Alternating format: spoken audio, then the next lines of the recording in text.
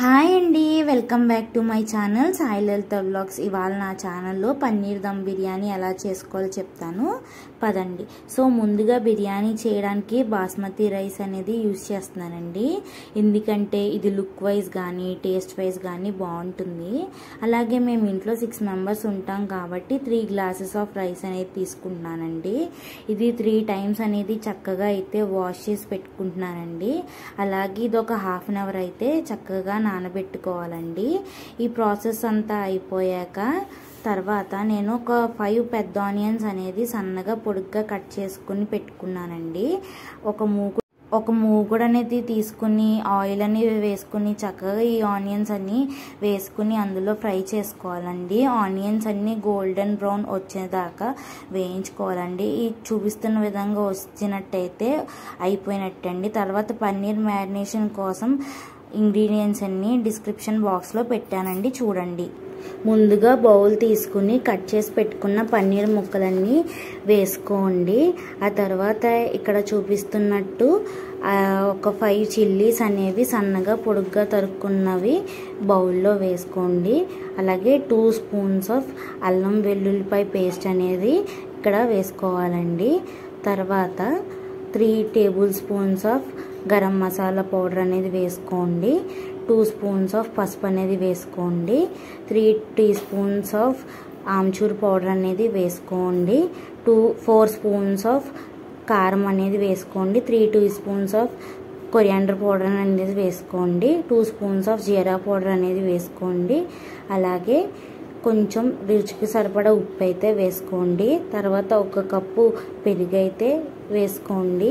ఇవన్నీ చక్కగా పన్నీర్కి మ్యారినేషన్ అనేది చేసుకోండి. ఇవన్నీ ముక్కలన్నిటికి మసాలా అనేది చక్కగా పట్టాలండి. సో జాగ్రత్తగా కలుపుకోండి. ఒక నిమ్మకాయ అయితే ఇందులో పిండుకోండి.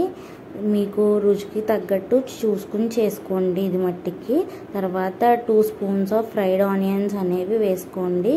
ఒక గుప్పెడు కొత్తిమీర పుదీనా అనేది వేసుకుని మళ్ళీ చక్కగా కలిపైతే పెట్టుకోండి. ఇవన్నీ పన్నీర్ ముక్కలకి బాగా పట్టాలండి ఫ్లేవర్ అనేది. అలాగే పైన ఒక ప్లేట్ అనేది పెట్టి ఒక హాఫ్ అన్ అవర్ అనేది పక్కన పెట్టు. లోపు బిర్యానీ కోసం కావాల్సిన రైస్ కుక్ చేసుకుందాం. ఇంగ్రీడియంట్స్ అన్ని డిస్క్రిప్షన్ బాక్స్లో ఇచ్చాను, చూడండి.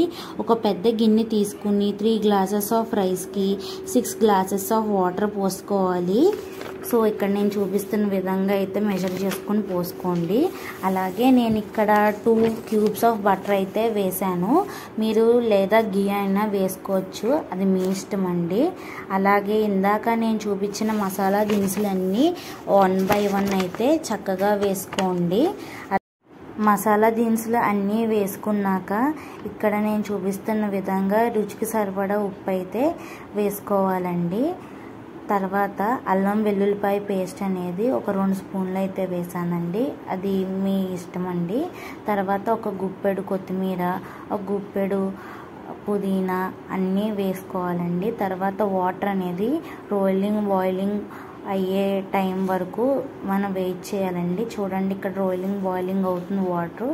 ఇప్పుడు ఈ టైంలో మనం బియ్యం అనేవి వేసుకోవాలండి. సో నానబెట్టుకున్న బియ్యం అంతా ఇందులో వేసుకోవాలండి. సో మనకి బియ్యం అనేది ఫుల్గా అయితే కుక్ అవసరం లేదు, 80% అనేది కుక్ అయితే చాలు. సో 5 మినిట్స్ తర్వాత ఒకసారి కలుపుకొని చూసుకోండి బియ్యం అనేది ఎంతవరకు కుక్ అయ్యింది అని.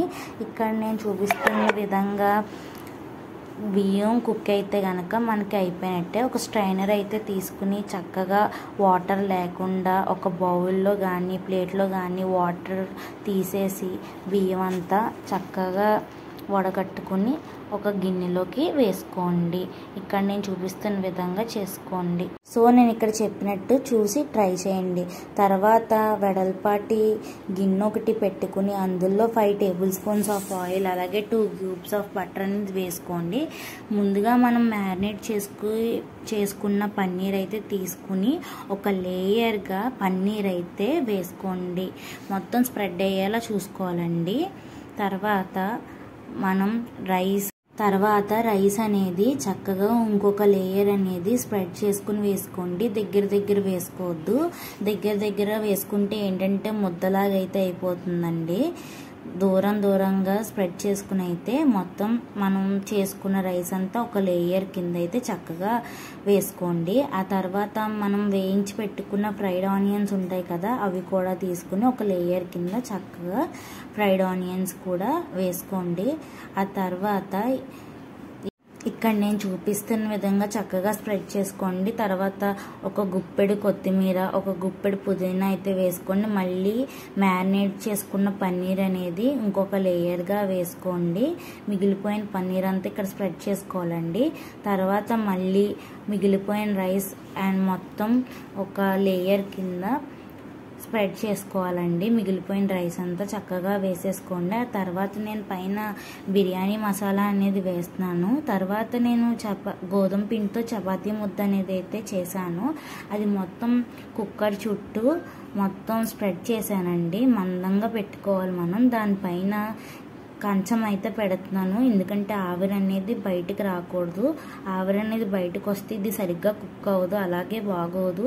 ఇది మట్టికి చూసుకోండి. దీనిలో కాంబినేషన్ రైతా అయితే నేను చేశానండి. మీరు కూడా ట్రై చేయండి. ఇక్కడ నేను చూపిస్తున్న విధంగా అయితే మీరు పెట్టుకోవాలండి. సో ఎంతో టేస్టీ పన్నీర్ దమ్ బిర్యానీ అయితే రెడీ అయిపోయింది. బాయ్.